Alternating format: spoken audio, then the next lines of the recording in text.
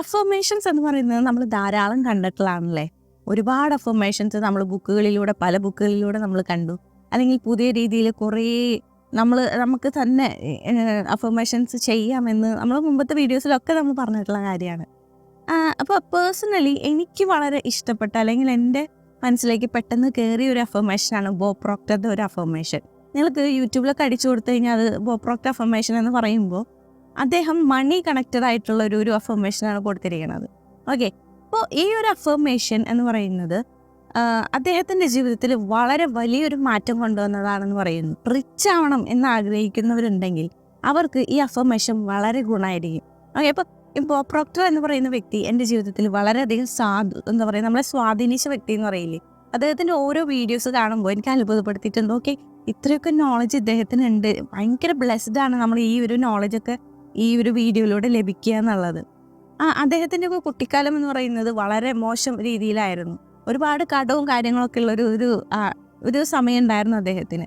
അദ്ദേഹം പിന്നീട് 20s അദ്ദേഹം ഈ പറയുന്ന ഒരു തിങ്ക് ആൻഡ് ഗ്രോ റിച്ച് എന്ന ബുക്ക് വായിക്കാൻ ഇടവരണത്. അതിൽ നിന്നും അദ്ദേഹം പിന്നെ എത്തി നിന്നത് വളരെ വേൾഡ്സ് ഗ്രേറ്റസ്റ്റ് മെൻറ്ററിൽ ഒരാളായിട്ട് തന്നെയാണ്. അപ്പം അദ്ദേഹം പറയുന്ന ഒരു അഫർമേഷനാണ് ഇന്ന് എനിക്ക് നിങ്ങളുടെ അടുത്ത് പറയാനുള്ളത്.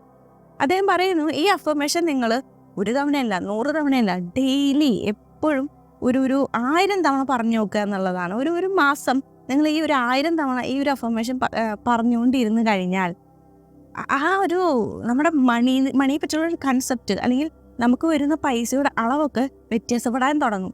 അത് വളരെ ആത്മാർത്ഥതയോടെ വിശ്വാസത്തോടുകൂടെ പറഞ്ഞു നോക്കും എന്ന് അദ്ദേഹം പറയുന്നുണ്ട്. ആ അഫർമേഷനാണ് ഇന്ന് ഞാൻ നിങ്ങളുടെ അടുത്ത് പറയുന്നത്.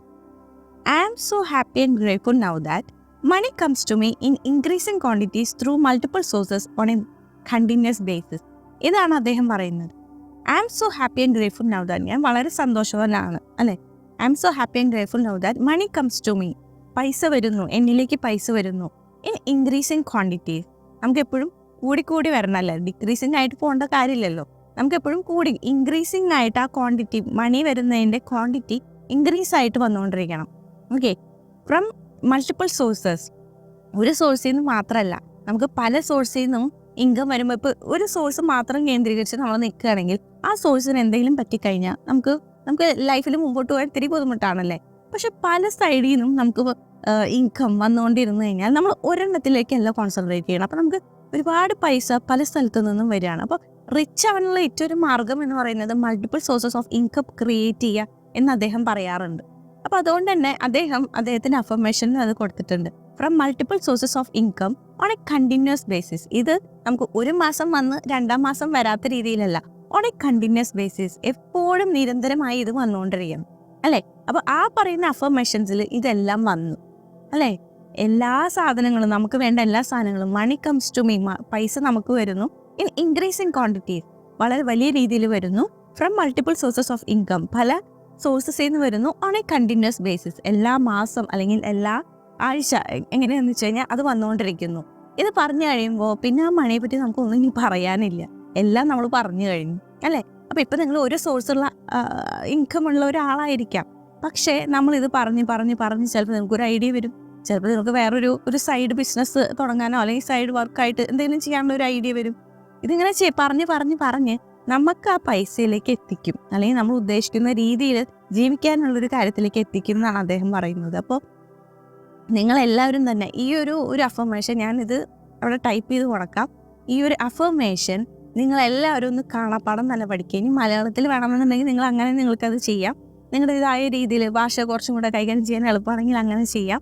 എന്നിട്ട് നമ്മൾ ഈ ഫ്രീ ആയിട്ടിരിക്കുമ്പോഴോ അല്ലെങ്കിൽ ഈ പറയുന്ന രീതിയിൽ എപ്പോഴെങ്കിലും നിങ്ങൾക്കിതൊക്കെ കേൾക്കുക അല്ലെങ്കിൽ പറയുക എന്ത് വേണമെങ്കിൽ ചെയ്യാം. ഓക്കെ, അപ്പോൾ ഇത് പറഞ്ഞുകൊണ്ടിരിക്കുമ്പോൾ നമ്മുടെ മനസ്സിലേക്ക് പൈസ എന്ന് പറയുന്ന സാധനത്തിൻ്റെ കൺസെപ്റ്റ് ഇങ്ങനെ സബ് കോൺഷ്യസ് മൈൻഡിലേക്ക് പതിഞ്ഞുകൊണ്ടിരിക്കുകയാണ്. അപ്പോൾ ഈ പറയുന്ന കാര്യവും നിങ്ങളെല്ലാവരും ഒന്ന് ട്രൈ ചെയ്ത് നോക്കാനായിട്ട് പറയുകയാണ്. അപ്പോൾ എല്ലാവർക്കും ഈ ഒരു വീഡിയോ ഇഷ്ടപ്പെട്ടു എന്ന് വിചാരിക്കുന്നു. ഈ പറയുന്ന അഫർമേഷൻസ് നമ്മുടെ ജീവിതത്തിൽ സ്ഥിരമാക്കാനായിട്ട് നോക്കുക.